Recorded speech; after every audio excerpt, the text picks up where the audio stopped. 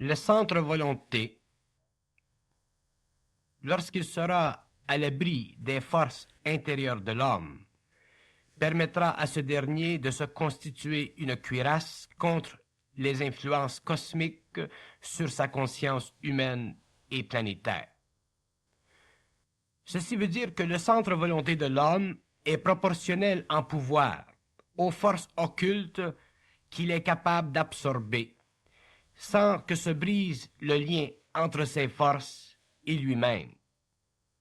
Autrement dit, plus l'homme est fort intérieurement, plus son centre volonté le protège contre l'annihilation que peuvent créer les forces cosmiques par pénétration de ses corps subtils. Le développement du centre volonté est un développement qui sera de plus en plus reconnu chez l'individu conscientisé au fur et à mesure que l'homme progressera dans sa nouvelle conscience.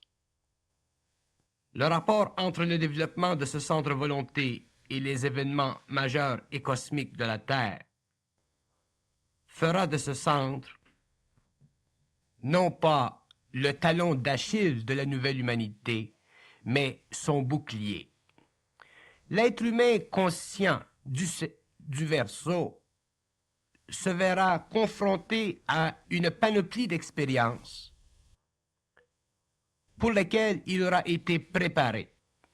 Et c'est au niveau de son centre volonté que cette préparation s'effectuera, car son centre volonté est la frontière extérieure de son mental, un genre de poste avancé qui lui permettra d'observer, de vivre, de connaître des choses qui terrasseraient le commun des mortels à cause d'un manque de préparation psychologique et vibratoire de sa conscience.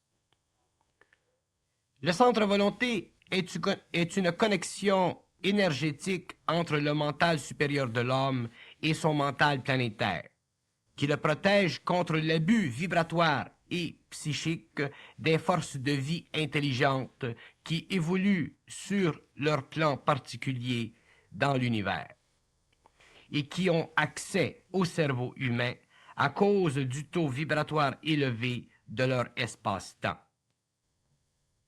Tant que l'homme conscient n'aura pas développé ce centre, il ne pourra être protégé contre ses forces. Il est inutile pour l'homme de croire en une sorte de protection spirituelle de son être par ses forces supérieures.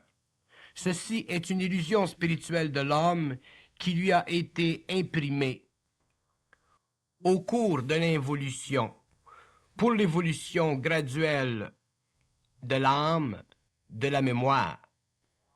C'est ainsi, par contre, qu'il perdit sa puissance interne. Le concept de la protection par ses forces spirituelles est une si grande illusion que l'homme découvrira un jour, lorsqu'il aura avancé dans les lois de la vie, que sa survie sur tous les plans et à tous les niveaux dépend de lui seul, de sa capacité à comprendre les lois de la vie. Et c'est à chaque homme de comprendre ces lois. C'est ce qu'on appelle la conscience de l'évolution et l'évolution de la conscience. Le centre volonté chez l'homme est la mesure électrique de sa conscience, c'est-à-dire que c'est la mesure du rapport entre sa physicalité nerveuse et son immatérialité spirite. Plus le centre volonté est développé chez lui, plus sa conscience est grande, car plus le rapport électrique entre sa phénoménologie matérielle est en équilibre avec sa réalité psychique ou immatérielle. Et tant que le centre volonté n'est pas devenu le centre même de sa conscience, il n'est pas encore établi que l'homme est en voie d'évolution vers l'immortalité de sa conscience. Car de ces deux réalités n'est pas parfaitement établi et réalisé. Le centre volonté coïncide dans sa réalité expressive avec le premier pouvoir de l'homme contre les forces invisibles qui œuvrent à travers lui sur différents plans. C'est la première victoire de l'homme depuis qu'il perdit conscience de son origine dans le grand sommeil qui lui fut imposé pour l'évolution de son ego. et de ses principes actuels. Donc, le centre-volonté n'est pas seulement une condition nouvelle de la conscience future de l'homme du Verseau, mais aussi une grande victoire de l'homme contre les forces astrales dans sa vie, qui l'habitent et l'empêchent de comprendre les lois de la vie. On peut avec grande certitude dire que le développement de ce centre chez l'homme nouveau constituera la première preuve de l'immortalité de l'être humain, et que ce centre sera à la mesure de son pouvoir sur la matière au XXIe siècle. Le centre-volonté coïncide avec cet espace psychique que tous les hommes perçoivent comme étant vide de sens profond et réel. Là où, dans la conscience de l'homme, il y a ce sentiment du vide de sens profond et réel, c'est l'absence du centre-volonté qui crée cette perception de la qualité de conscience qui ne convient pas à l'intelligence de l'homme et qu'il essaie de combler par toutes sortes de trucs.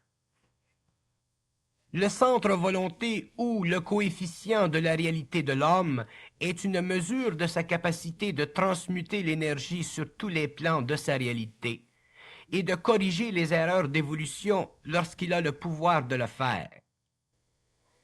Et c'est la perfection de ce centre qui déterminera la puissance de ce travail de correction au cours des grandes époques de l'évolution future de l'humanité.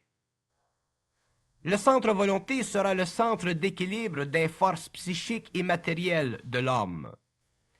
Le développement de ce centre et la conscience qui s'y rattache sera reconnu dans le temps comme étant la plus importante des découvertes psychologiques de l'homme faites jusqu'à nos jours sur les lois de la vie et du psychisme humain. Lorsqu'un nombre suffisant d'êtres humains auront pris conscience de leur centre-volonté, le pouvoir de la conscience cosmique sera établi fermement sur la Terre et assuré. Le centre-volonté n'est pas une notion psychologique de la réalité humaine.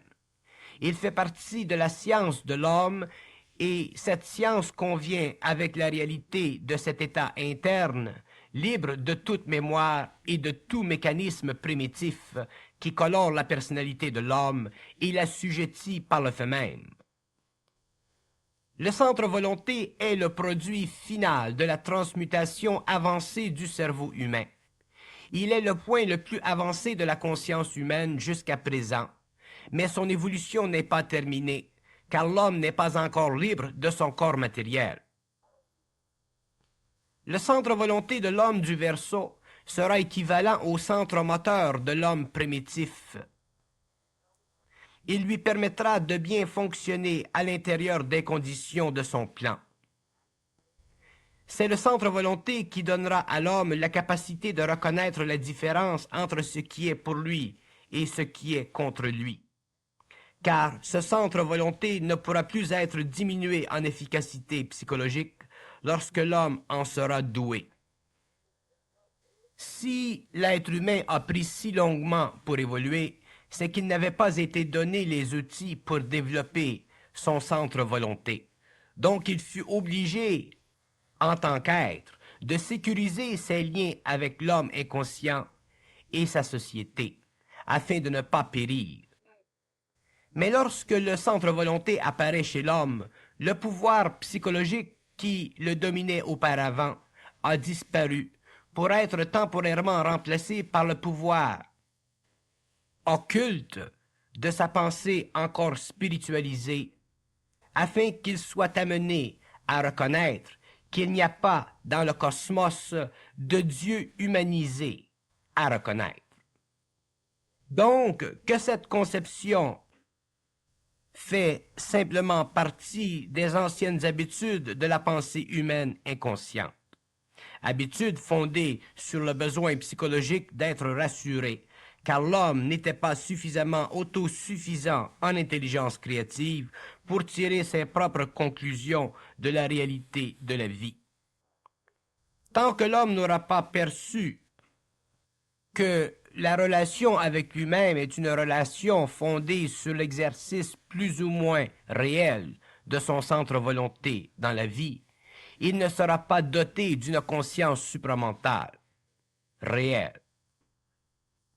Que ce centre ait été long à apparaître dans la vie de l'homme n'est dû au fait que l'homme, avant de pouvoir élever la voix contre l'expérience psychologique, devait pouvoir se rebeller contre les formes qui constituent le tableau de fond de sa conscience planétaire et ignorante. Le centre volonté n'a rien à voir avec ce que nous appelons la volonté de l'homme.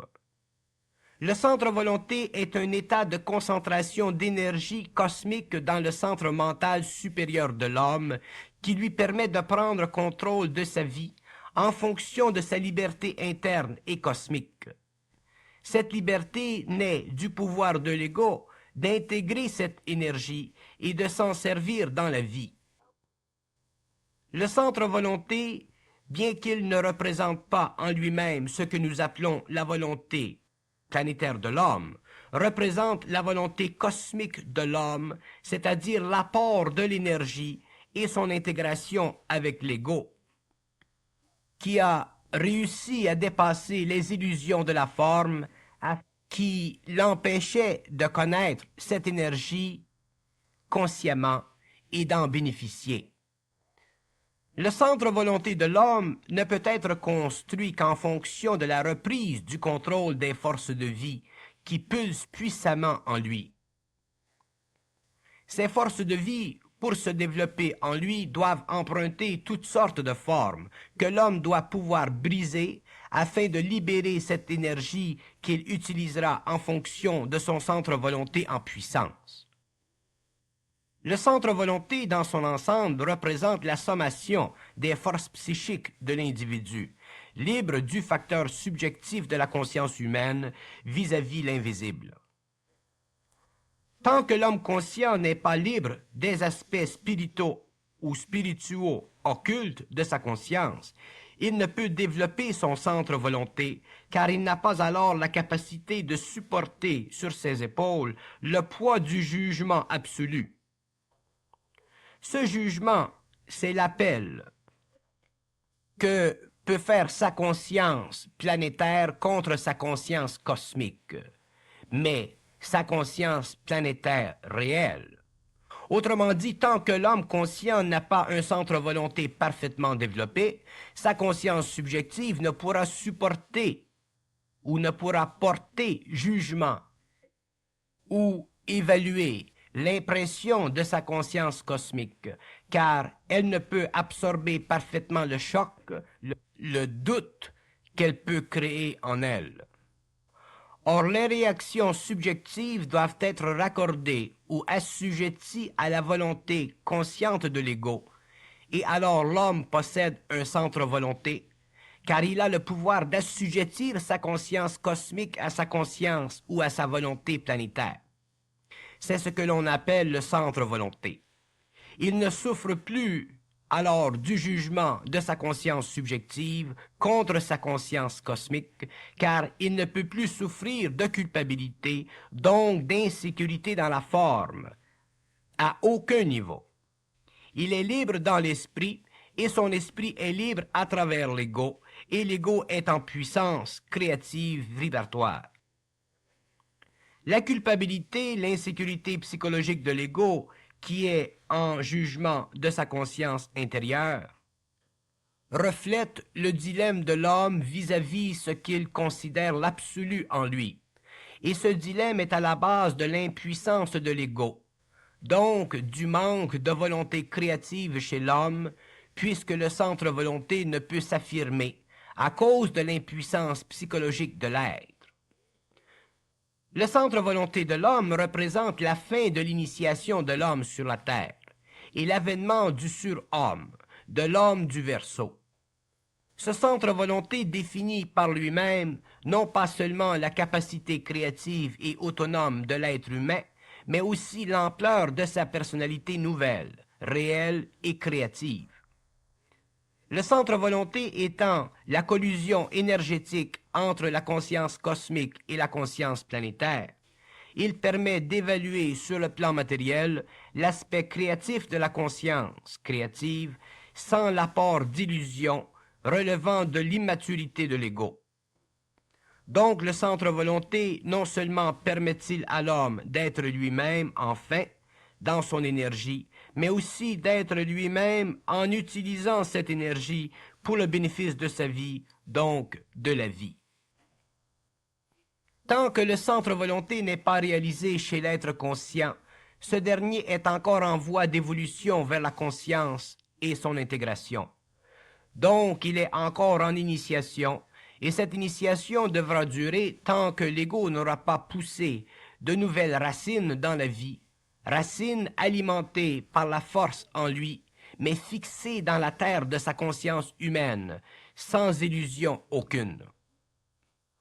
Le centre volonté représentera dans l'avenir le premier pas de l'homme vers la reconnaissance totale et parfaite de lui-même dans le cadre de la vie. Ce sera la première des étapes de prise de conscience de son pouvoir de vie et ce sera la plus importante car elle lui permettra de faire descendre le pouvoir de l'énergie sur la terre.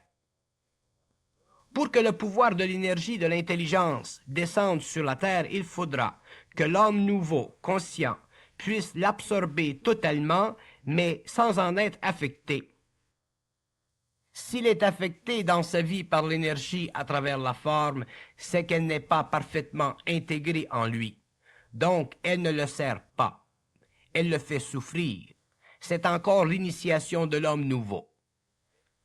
Le centre volonté représente la première barrière cosmique brisée par l'homme planétaire. C'est la première épreuve gagnée par l'homme. C'est le dépassement de l'initiation et la levée sur la terre de la conscience supramentale, sa diffusion dans le monde à travers l'activité créative de l'homme. Le centre volonté non seulement protège l'homme contre les forces cosmiques en lui, mais aussi l'empêche d'être assujetti plus longuement au phénomène de transmutation de son corps émotionnel ou astral. Lorsque la transmutation de ce corps subtil est finalement terminée, c'est que le centre volonté est développé. Et tant qu'il ne l'est pas totalement, selon chaque individu, d'autres changements doivent être effectués sur le plan de la transmutation de l'énergie astrale ou émotive. Le centre volonté permettra à l'être humain du Verseau de comprendre le rapport subtil entre son ego et sa conscience cosmique, car il aura reconnu, au cours de l'initiation, que l'échange entre l'invisible et le matériel doit être parfait. Pour que l'être humain soit parfaitement bien dans sa peau et puisse créer avec abondance. Car l'abondance dans la créativité supramentale est le résultat inévitable de la flexion de l'énergie créative et de l'ego. Tant que l'être conscient ne sent pas cette flexion de l'énergie créative en lui, c'est que son centre volonté n'est pas encore suffisamment avancé. Il est encore assujetti aux forces qui pénètrent en lui. Donc, c'est un signe qu'il est encore soumis aux lois de l'initiation et qu'il ne peut encore contrôler cette énergie. Le centre volonté est le résultat de la prise de conscience de l'homme et non le produit d'une science psychologique avancée quelle que soit. Et cette prise de conscience ne lui vient que par vagues de réalisation et de formulation de sa volonté humaine de plus en plus puissante et de plus en plus lucide que l'on peut appeler centre volonté. Donc, dans le centre volonté, il y a de la volonté humaine réelle, en plus de la lucidité.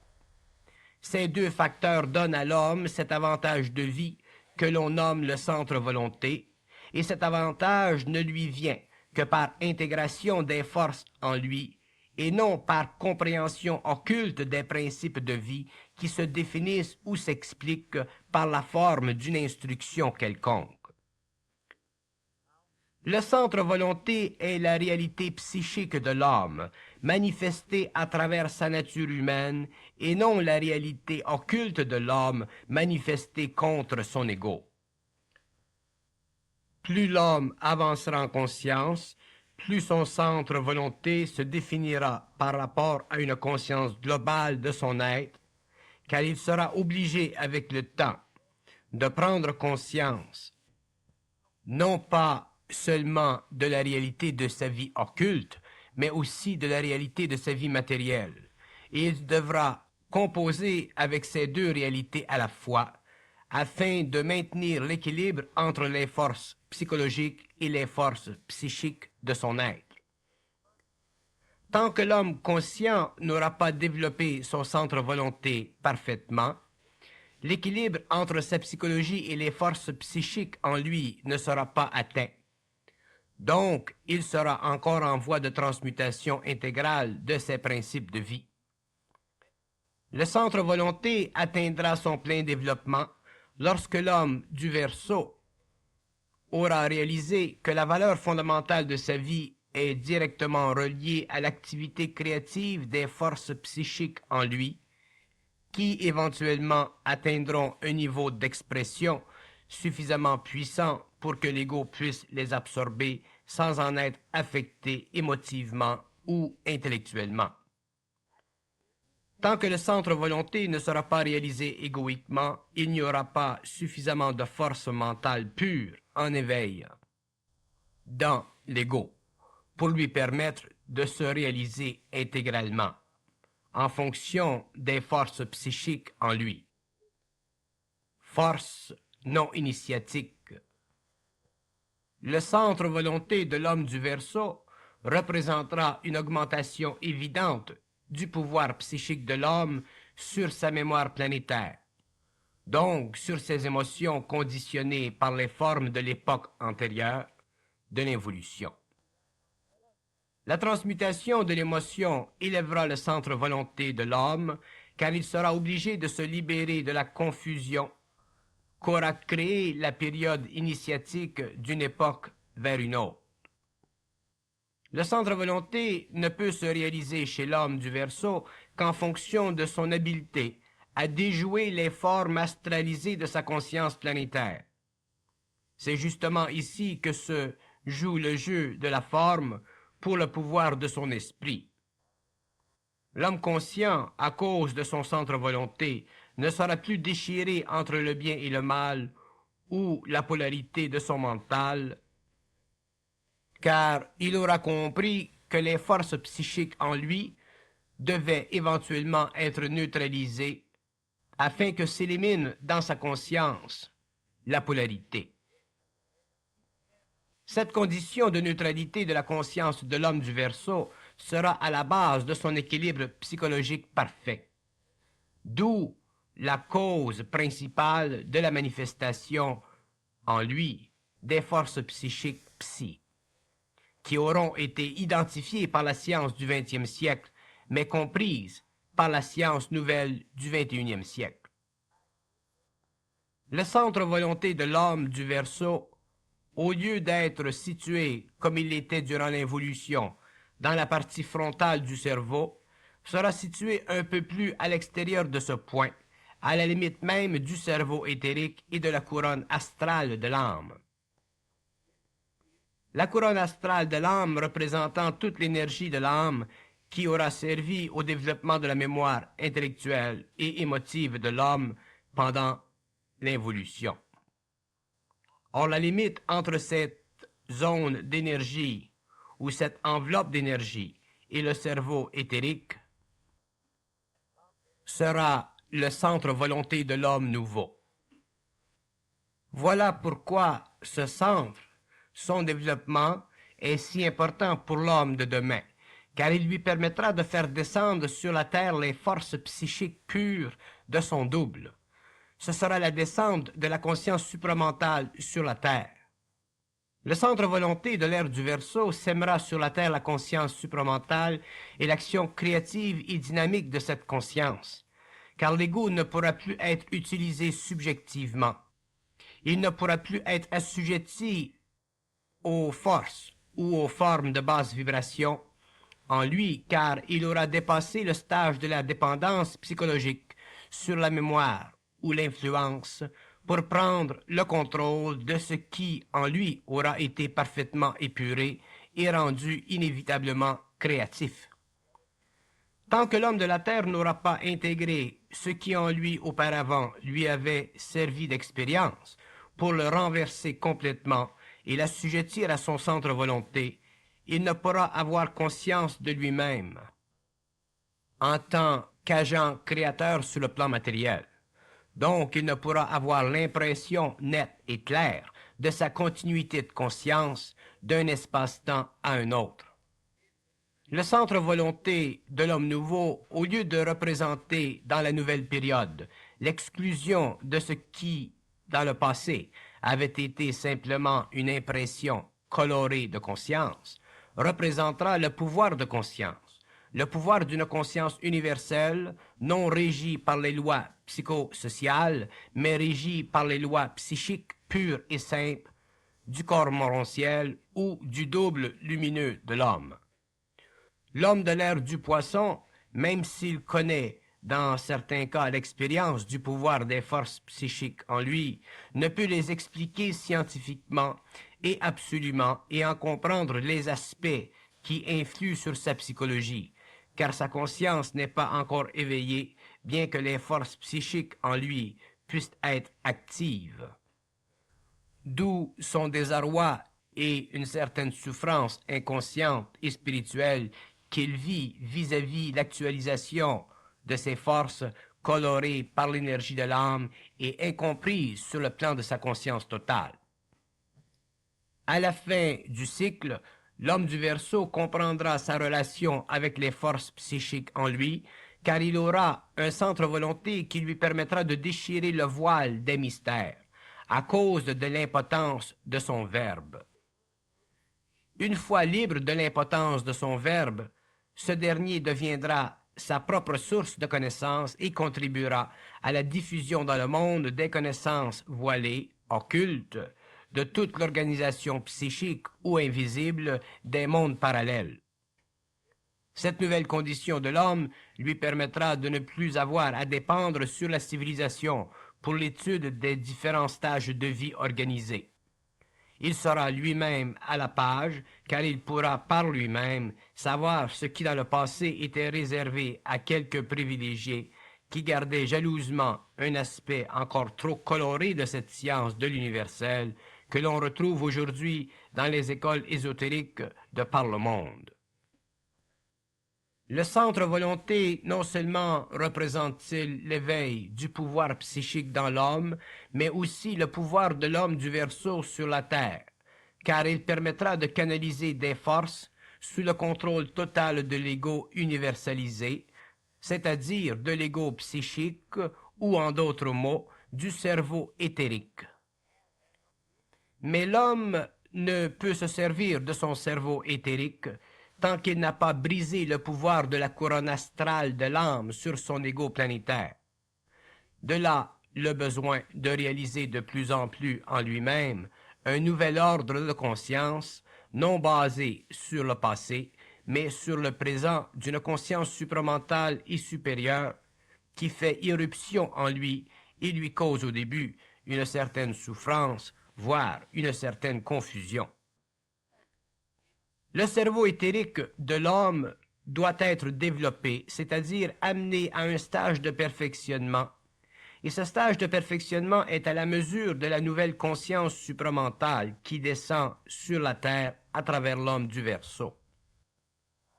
Aujourd'hui, nous parlons de conscience supramentale car nous devons encore colorer la réalité par des mots, par des allusions approximatives à la réalité spatio-temporelle de l'homme, à la réalité multidimensionnelle de l'homme. Demain, la pensée de l'homme sera scientifisée, c'est-à-dire qu'elle expliquera matériellement l'immatériel, ce qui n'a jamais été possible auparavant car le cerveau éthérique de l'homme n'était pas suffisamment puissant pour détruire les formes pensées qui avaient nourri le cerveau matériel et physique. Lorsque l'humain possédera un cerveau éthérique suffisamment développé, il pourra aller au-delà des pensées matériaux-cérébrales et créer des pensées hétérocérébrales. Et ce sont ces nouvelles pensées qui caractériseront l'homme du Verseau et sa science nouvelle. Le centre volonté, son développement est essentiel au développement de cette nouvelle phase de la conscience humaine, car c'est ce développement qui permettra à l'être humain de déchirer le voile de l'âme qui couvre la conscience nouvelle et l'empêche d'éclater dans le monde. La pensée supramentale doit se justifier sur le plan scientifique, sinon elle ne demeure qu'une pensée ésotérique qui n'aura d'effet que sur l'esprit de ceux qui sont à la recherche d'une vérité, au lieu d'aider à l'éclatement dans le monde de la matière, d'une pensée qui se doit d'être scientifique et abordable sur le plan de l'évolution de la recherche fondamentale des lois de l'univers. Le centre volonté non seulement représente-t-il pour l'être humain une nouvelle dimension de son pouvoir créateur, mais aussi une libération des formes pensées de l'involution pour la découverte d'une nouvelle capacité scientifique du cerveau éthérique de l'homme. Tant que le centre volonté ne sera pas développé chez l'homme, la couronne astrale de l'âme, c'est-à-dire le pouvoir magnétique des pensées qui forme la mémoire, sera trop grand pour permettre à l'être humain de dompter cette force en lui qui lui barre l'accès à la science cosmique ou la science des états subtils, non matériels de la réalité sous-jacente à notre espace-temps. Tant que l'être humain ne pourra sentir son centre volonté, il ne pourra découvrir l'individualité de sa pensée. Donc, il ne pourra réaliser le pouvoir de la pensée créative, car ce pouvoir, pour être manifesté sur un plan quelconque de la réalité d'où il émane, doit être perçu par l'ego, sans que ce dernier ait l'impression qu'il lui est communiqué. Si l'ego a l'impression que la pensée créative lui est communiquée, c'est qu'il y a en lui encore trop de liens entre la mémoire d'âme et la forme de la parole. Ce lien empêche alors l'énergie du cerveau éthérique de se déclencher et de faire apparaître sur le plan matériel une pensée parfaite en elle-même, c'est-à-dire capable d'expliquer tout ce qui sous-tend la réalité spatio-temporelle de l'ego.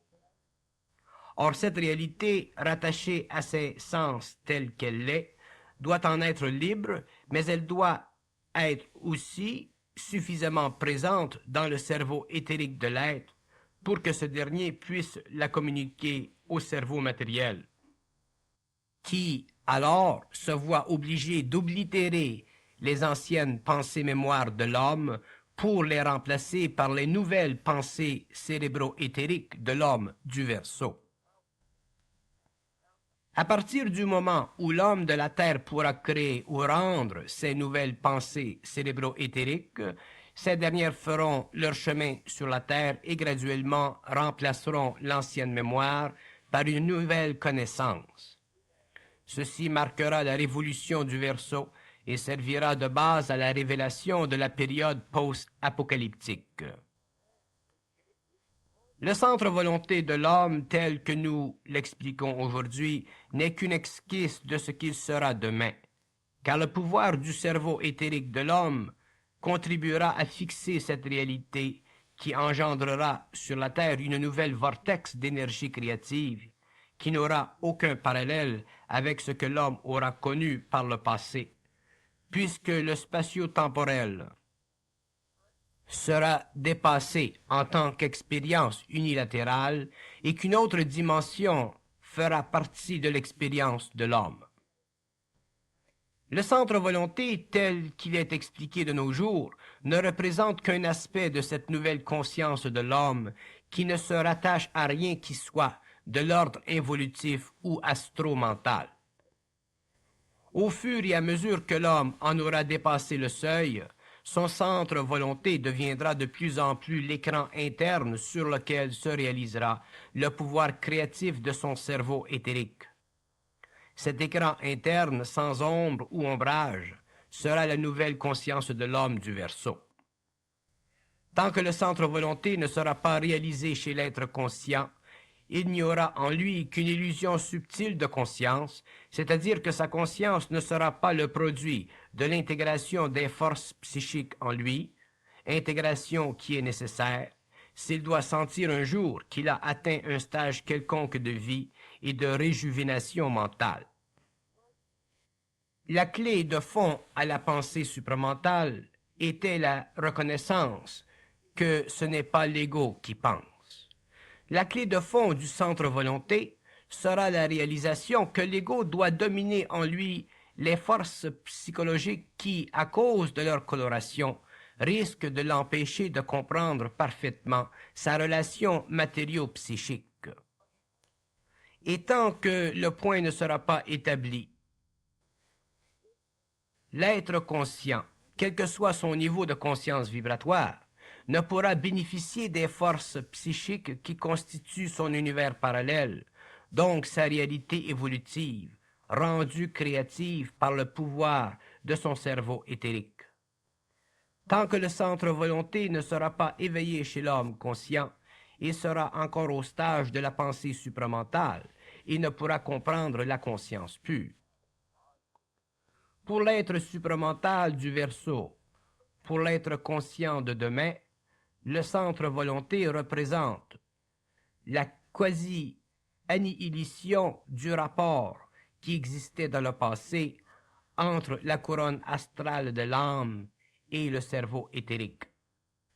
Plus l'homme avancera dans la vie consciente, plus il découvrira que son centre volonté élimine en lui la dualité psychologique de son être et renforce l'unitisation de sa conscience, c'est-à-dire qu'il lui permet de réaliser que non plus est-il un être à dimension double, mais qu'il est un être à dimension simple, à l'intérieur de laquelle une multiplicité de facettes servent à créer, sur le plan matériel comme sur les plans subtils, une activité qui de plus en plus représente la totalité des forces psychiques en lui. Et tant que l'homme n'aura pas réalisé l'importance du centre volonté, il ne pourra pas comprendre le produit éventuel du pouvoir de son cerveau éthérique sur son cerveau matériel, donc il ne pourra pas comprendre les lois de l'origine de la connaissance, il ne pourra pas comprendre les lois de l'origine de la pensée, et il ne pourra pas réaliser l'infinité de la pensée créative, car sa subjectivité polarisée entre le cerveau éthérique et son activité diminuée à cause des forces astrales de l'âme lui empêchera de réaliser qu'il est en fait un être de pouvoir, un être en puissance et un être qui doit aller de plus en plus vers la continuité de conscience qui, un jour, devra lui donner l'immortalité.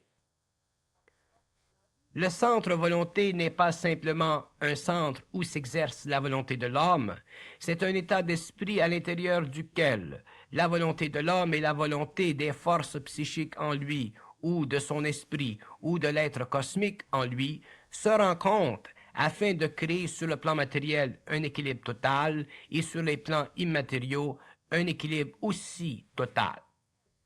Tant que le centre volonté ne sera pas parfaitement développé chez l'homme, nous ne pourrons pas dire que la conscience supramentale est fixée ou enracinée sur la Terre.